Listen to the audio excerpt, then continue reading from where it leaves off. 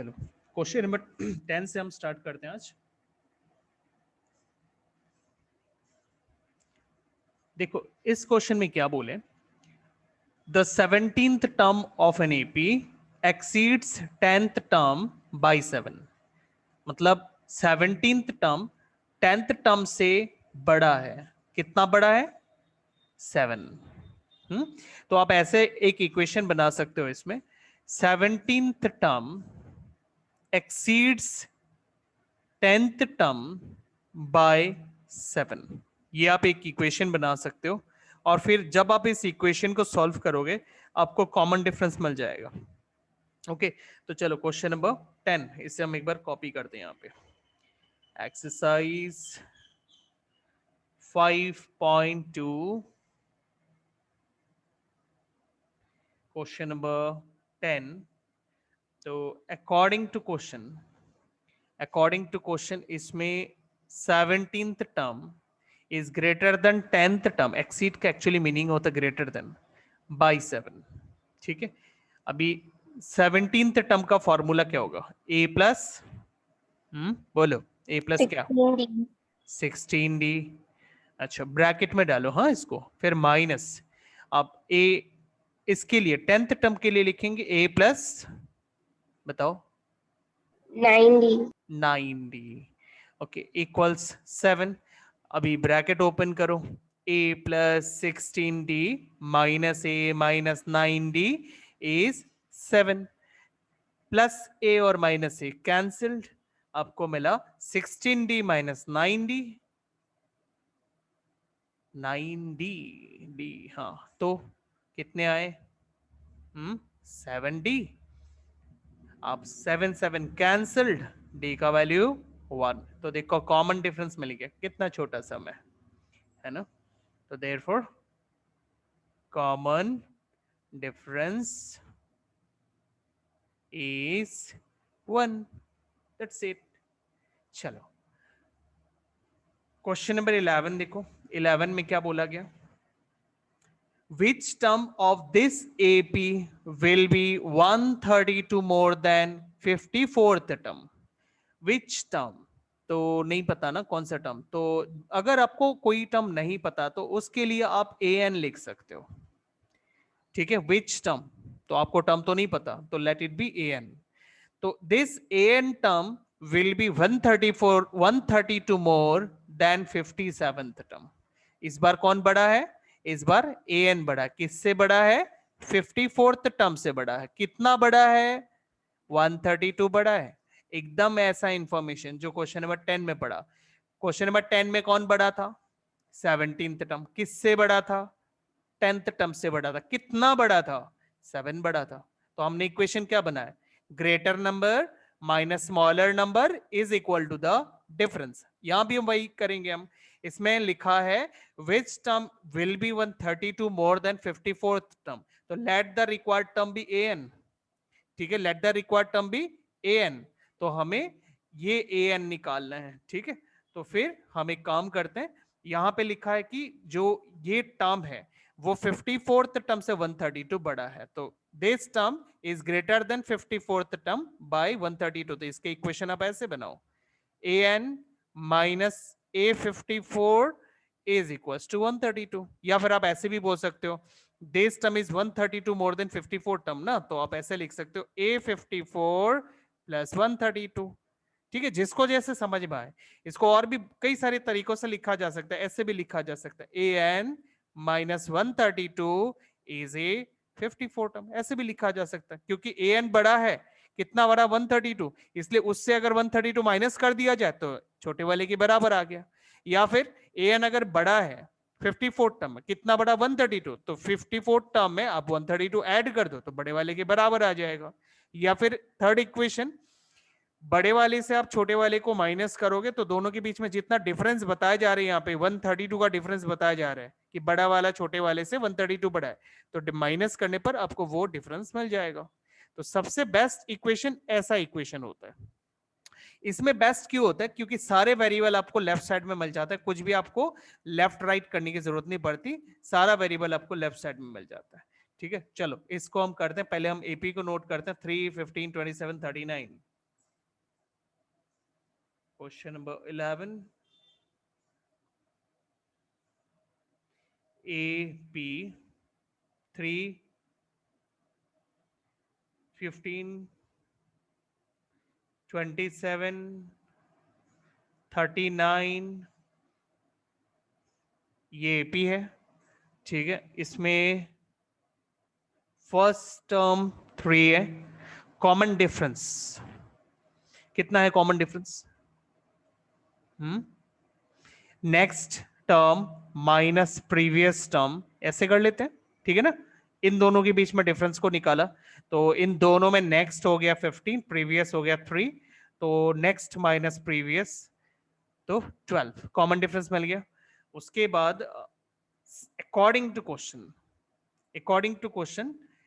जो nth term है that is greater than by 54, sorry greater than 54th term by how much? 132, ठीक है ना। यही तो था question. Which term of this AP will be 132 more than 54th term. तो इस एपी का कौन सा टर्म 132 ज्यादा है, तो हम उसको an मान लेते हैं, ठीक है। तो आप यहां लिख सकते हो let the required term, let the required term be an, ठीक है, ऐसे मेंशन कर दो। और उसके बाद आप यहां पे फॉर्मूले में डाल दो। an को हम फॉर्मूले में अगर लिखेंगे तो क्या लिखेंगे? a plus n minus 1 into D, ठीक है। और माइनस a 54 को लिखेंगे a plus 53 D is equals 132, ठीक है। अच्छा, अब यहां पे आप a और d के वैल्यूज डाल दो। पहले एक काम करो, ब्रैकेट ओपन करो। ब्रैकेट ओपन करने से a plus n minus 1 D minus A plus plus नहीं, प्लस कैसे? हाँ, प्लस नहीं ना, ब्रैकेट ओपन होने से माइनस हो जाएगा, माइनस 53 डी इज इक्वल्स 132। हाँ, अभी क्या होगा इसमें? प्लस ए और minus A cancelled, implies that n minus 1 D और माइनस 53 डी ये बच गए इक्वल्स 132। अभी आप डी के वैल्यूज डाल सकते हो। कितना था डी का वैल्यू? 12 था ना, इधर देखो 12, सो 53 इंटू 12 इज इक्वल्स 132, ठीक है। अच्छा, इसको थोड़ा इजी करें डिस्ट्रीब्यूटिव प्रॉपर्टी लगा के, मैं 12 को कॉमन ले लेता हूं, n माइनस 1 और माइनस 53 इक्वल्स 132। मतलब मुझे मल्टीप्लीकेशन नहीं करना, अगर मैं ऐसा करता हूं तो थोड़ा इजी हो जाता, वरना मुझे मल्टीप्लाई करना पड़ेगा। और अभी मल्टीप्लाई करने की जरूरत नहीं है, ये 12 मैंने कॉमन ले लिया, अब इस 12 को मैं ट्रांसपोज कर दूंगा दूसरी तरफ, और यहां ब्रैकेट के अंदर हो जाएगा n माइनस 54, ठीक है। और राइट साइड में 132 डिवाइडेड बाई 12 कितने होते हैं? कितने होते हैं? डिवाइड करो। So 11। 11. 11। हाँ, अच्छा, अब आप माइनस 54 को राइट साइड शिफ्ट कर दो। n इज 11 प्लस 54, तो n का वैल्यू मिलेगा 65। तो इसका मतलब जो हमारा रिक्वायर्ड टर्म है वो 65, मतलब 65th टर्म आप बोल सकते हो। तो therefore the required term is 65th term of the AP। बस ये आपको विच टर्म बोला है, मैंने आपको पहले भी बोला था, जब आपको विच टर्म बोलेगा, यहां भी था ना, आपने सवाल किया था क्वेश्चन नंबर 4 में, विच टर्म, ठीक है। जब ऐसे टाइप के क्वेश्चन आएंगे तो इसका मतलब है आपसे n पूछा जा रहा है, ठीक है। कौन सा टर्म? तो जैसे कि ये कौन सा टर्म है, जैसे ये एपी है ना, इसमें ये कौन सा टर्म है? ये इस एपी का 4th टर्म है, ऐसे जब आप दोगे ना। जैसे 8 कौन सा टर्म है? इस एपी का दूसरा टर्म है। तो जब आपसे ऐसा सवाल पूछते हैं ना विच टर्म, मतलब वो पर्टिकुलर टर्म कौन सा टर्म है, तो आप तब उसमें उसका n बताओगे, okay.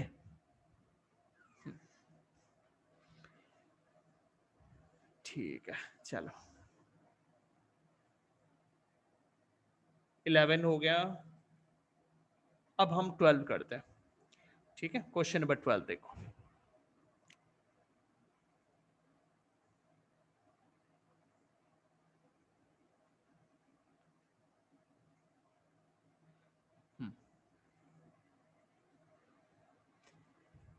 Two APs have the same common difference, ठीक है। दो एपी है लेकिन दोनों एपी का कॉमन डिफरेंस सेम है। अच्छा, दो अलग अलग एपी होने का मतलब है कि जैसे ये मान लो ये दो अलग अलग एपी है। तो आप क्या डिफरेंस देख रहे हो? एक तो देखो इनका जो फर्स्ट टर्म है वो अलग है और दोनों के कॉमन डिफरेंस भी अलग होते हैं, लेकिन यहां पे इन्होंने बोला है दो एपी है लेकिन उनका कॉमन डिफरेंस सेम है। तो फर्स्ट टर्म सेम होगा ऐसा तो कोई जरूरी बात नहीं, फर्स्ट टर्म डिफरेंट होगा। नहीं तो फिर अगर फर्स्ट टर्म भी सेम है, कॉमन डिफरेंस भी सेम है, तब दो दो नहीं होगा, तो एक ही एपी की बात कर रहे हैं फिर, है ना। तो दो अलग अलग एपी का मतलब यहाँ पे फर्स्ट टर्म डिफरेंट है, सिर्फ जो कॉमन डिफरेंस है वो सेम है। अच्छा, तो हम ऐसे एक एपी एज्यूम कर लेंगे। आगे हम देखते हैं क्या लिखा है। The difference between their 100th term is 100। ये जो दो एपी की बात हो रही है ना इधर, इन दोनों एपी में जो 100th टर्म है उन 100th टर्म के बीच में डिफरेंस 100 है। ओके, एंड सवाल पूछा है जो 1000th टर्म होंगे उसी एपी में, अगर 1000 टर्म के बीच का डिफरेंस निकाले तो कितना निकलेगा। तो इसको आप ऐसे समझो, मान लो हमारे पास दो एपी है।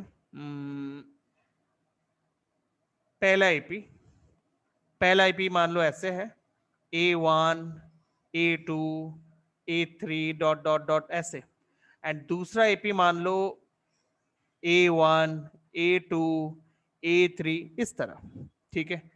तो यहां पे दोनों एपी में कॉमन बात क्या है, दोनों का जो कॉमन डिफरेंस है वो सेम है, तो मान लेते हैं हम स्मॉल डी से उसको रिप्रेजेंट कर देंगे, ठीक है। अच्छा, और यहां पे जो गिवन इंफॉर्मेशन है वो है इन दोनों एपी में 100th टर्म के बीच का जो डिफरेंस है वो 100 है। मतलब फर्स्ट वाले एपी का जो 100th टर्म होगा, 100th टर्म होगा मतलब A100, और दूसरे वाले एपी में जो 100th टर्म होगा ऐसे, इन दोनों के बीच में जो डिफरेंस है वो 100 है। मतलब A100 माइनस A100 इज 100। इन्होंने ये गिवन इंफॉर्मेशन हमें दी है। अच्छा, उसके बाद एक और इंफॉर्मेशन ही सवाल है, what is the difference between their 1000th term.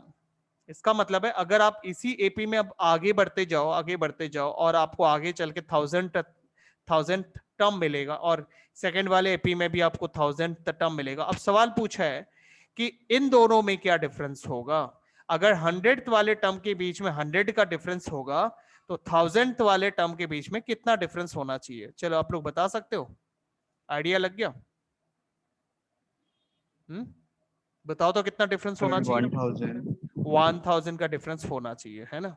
क्योंकि अगर 100th टर्म के बीच में 100 का डिफरेंस होता है तो 1000 टर्म के बीच में 1000 का डिफरेंस होना चाहिए आपके हिसाब से। तब फर्स्ट दोनों टर्म के बीच में 1 का डिफरेंस होना चाहिए, राइट? हाँ। Yes sir. अच्छा, ठीक है। A1 माइनस A1, हाँ, इनके बीच में 1 का डिफरेंस होना चाहिए, इन दोनों के बीच में 2 का डिफरेंस होना चाहिए, इन दोनों के बीच में डिफरेंस निकाला जाए तो 3 का डिफरेंस होना चाहिए, है ना। ऐसा होना चाहिए। अब मैं नहीं बोल रहा हूं इतना ही है, वो तो कैलकुलेट करने के बाद ही असलियत का पता चलेगा, लेकिन ऐसा लगता है ना। क्योंकि 100th टर्म के बीच में 100 का डिफरेंस है ना। 1000 टर्म के बीच में आप लोग बोल रहे हो 1000 का डिफरेंस होना चाहिए, तो फिर ऐसा भी डिफरेंस होना चाहिए। तो चलो अब हम करके देखते हैं, सम सॉल्व करने के बाद असलियत सामने आ जाएगा। तो हम शुरू कैसे करेंगे, तो हम इसको ये पूरा आर्बिटरी एपी तो हम बनाएंगे नहीं, ऐसे बनाने की जरूरत नहीं है। आप जब सम करोगे इसको ऐसे शो करना, जैसे क्वेश्चन नंबर 12 है ना, इसका प्रेजेंटेशन आप ऐसे रखो। Let the first term first terms of the two APs be A and small a respectively, ठीक है, आप दोनों एपी के जो फर्स्ट टर्म है ना, हाँ, उनको फर्स्ट वाले एपी का कैपिटल ए और सेकंड वाले एपी का स्मॉल ए, मतलब मैं बात कर रहा हूं इन दोनों का, फर्स्ट वाले एपी का ये वाला और सेकंड वाले एपी का ये, मैं इन दोनों की बात कर रहा हूं। इन दोनों को हमने कैपिटल ए और स्मॉल ए से रिप्रेजेंट किया, ये मैंने यहां पे मेंशन किया कि जो फर्स्ट टर्म्स हैं दोनों एपी के, उनको आप कैपिटल ए और स्मॉल ए ले लो, और जो कॉमन डिफरेंस है, एंड द कॉमन डिफरेंस, क्योंकि इन्होंने क्या बोला कॉमन डिफरेंस के बारे में, क्या बोला था? देखो मैं दिखा देता हूं क्या बोला था। सेम कॉमन डिफरेंस, दोनों एपी का जो कॉमन डिफरेंस है वो सेम है, इसलिए मैं उनको डी ले लेता हूं, and the common difference be D. ठीक है, कॉमन डिफरेंस को हम डी ले लेते हैं। अच्छा, अभी अकॉर्डिंग टू क्वेश्चन जो यहां पे 100th टर्म का डिफरेंस है वो 100 है ना, अकॉर्डिंग टू क्वेश्चन, यही तो बोला गया हमें। अच्छा, तो फिर ये जो इंफॉर्मेशन इन्होंने दिया, देखते हैं इससे क्या आउटकम निकलता है। फॉर्मूले में डालते हैं इसको। A100 को हम कैसे लिखेंगे? First term plus 99 into common difference, है ना, ऐसे लिखेंगे। माइनस इसको कैसे लिखेंगे? फर्स्ट टर्म, ये सेकेंड एपी का 100 टर्म है, तो first term plus 99D is equals 100। अब ब्रैकेट ओपन करो,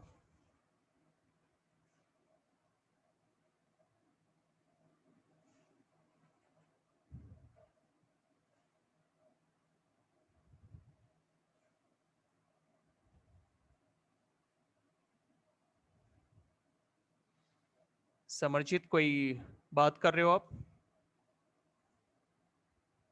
समरजीत क्लास में फोकस करो। सो A plus 99D minus A minus 99D equals 100। अब इसमें देखो 99D तो कट ही गए, बचा क्या? A माइनस A इज 100, तो हमें ये आउटकम मिला। ठीक है, अच्छा, तो इसे आप एक बार के लिए इक्वेशन 1 मार्क करके छोड़ दो। अच्छा, अब हमें निकालना क्या है? हमसे सवाल पूछा है कि दोनों एपी का जो 1000 टर्म है उनके बीच का डिफरेंस क्या है। तो नाउ A1000 माइनस A1000, दोनों एपी का 1000 टर्म का हम डिफरेंस निकालेंगे। तो A1000 का डिफरेंस हम यहां लिखते हैं, माइनस सेकेंड वाले एपी का 1000 टर्म का डिफरेंस इधर लिखते हैं। तो फर्स्ट वाले एपी का 1000 टर्म को हम एक्सपांड करते हैं फॉर्मूले में, तो फर्स्ट टर्म प्लस 999D, सही है ना, और सेकेंड वाले एपी का 1000 टर्म को यहां पे हम एक्सपांड करते हैं A प्लस 999D। ठीक है, अच्छा, अब आप ब्रैकेट ओपन करो। A plus 999D minus A minus, देखो ब्रैकेट ओपन हो रहा है माइनस से, तो नेगेटिव साइन आ जाएगा। अच्छा, उसके बाद देखो 999D कैंसल्ड, आउटकम क्या आ रहा है? A minus A। अच्छा, A माइनस A, इसका वैल्यू तो हम जानते हैं। कितना वैल्यू है इसका? कितना वैल्यू है सर? 100। 100। ठीक है, और आप लोगों ने क्या बोला था? 1000, है ना, ये सब लगता है ऐसा, बट ऐसा है नहीं, है ना। तो क्या निकला? 100 का डिफरेंस है। इसका मतलब हर कंजिक्यूटिव टर्म जो है, कंजिक्यूटिव नहीं, मतलब जो दोनों एपी का जो रेस्पेक्टिव टर्म्स है उनके बीच में 100 का ही डिफरेंस है। मतलब अगर आप फर्स्ट दो टर्म के बीच का डिफरेंस को चेक करोगे तो वो भी आपको 100 ही मिलेगा। 100 तो मिला ही है, ये रहा फर्स्ट टर्म, फर्स्ट एपी का first term minus second AP का फर्स्ट टर्म 100 मिला है। उसी तरह अगर हम सेकेंड टर्म,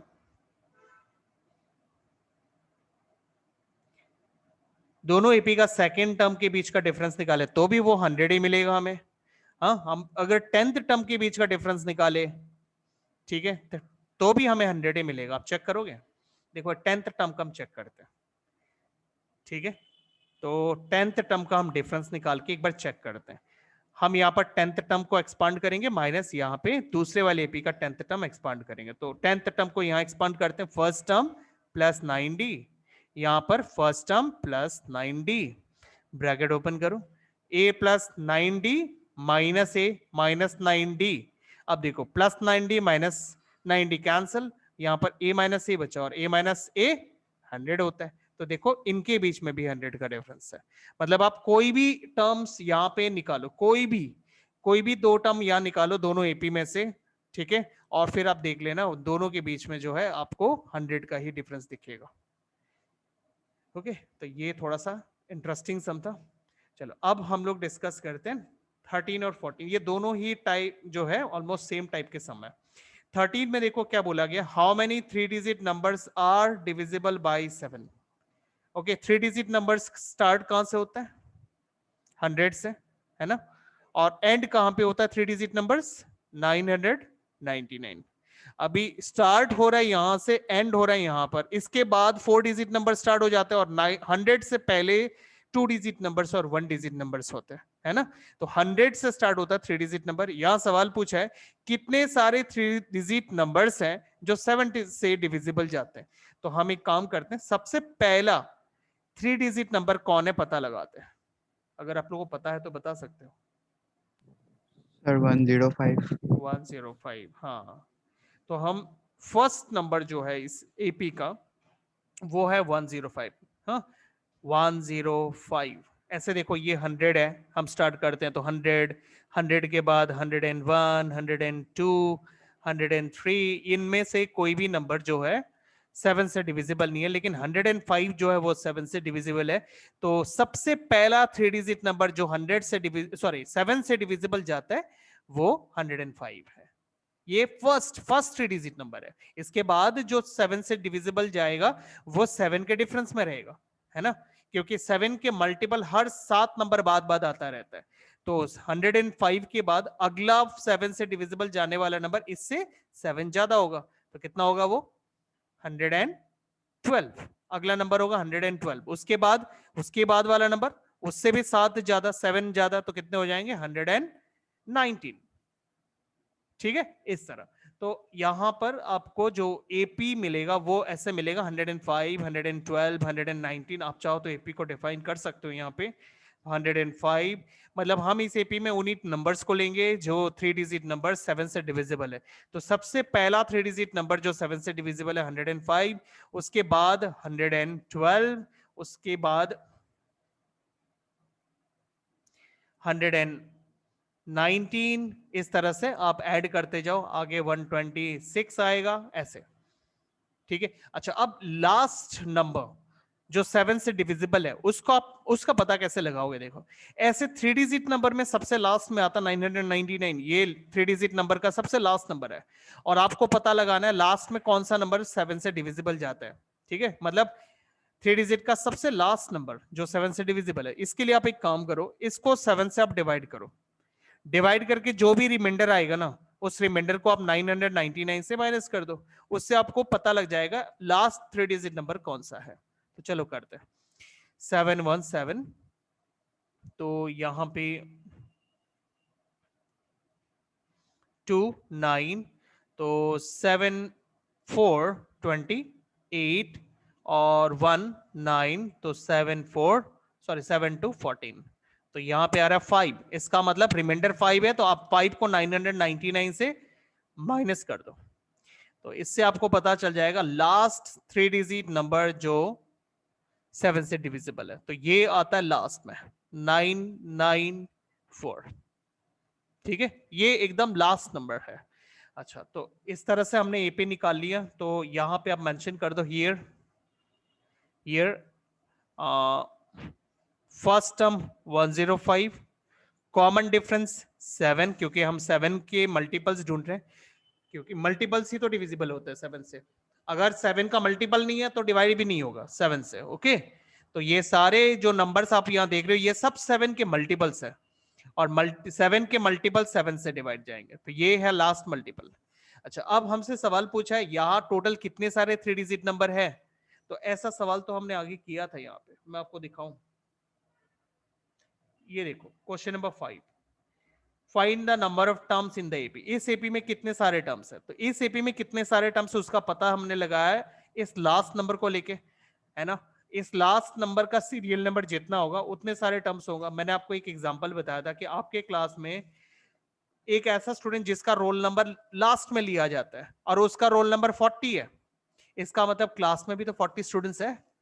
ठीक वही लॉजिक है, इसमें लास्ट नंबर का आप एन पता लगा लो, ठीक है, लास्ट नंबर का एन जितना भी होगा उतने सारे टर्म्स होंगे। तो यहां पर भी हम वही करेंगे, यहां हमसे पूछा गया है कि टोटल इस एपी में कि मतलब यहां कितने सारे 3 डिजिट नंबर्स है जो 7 से डिवाइड जाते हैं, है ना।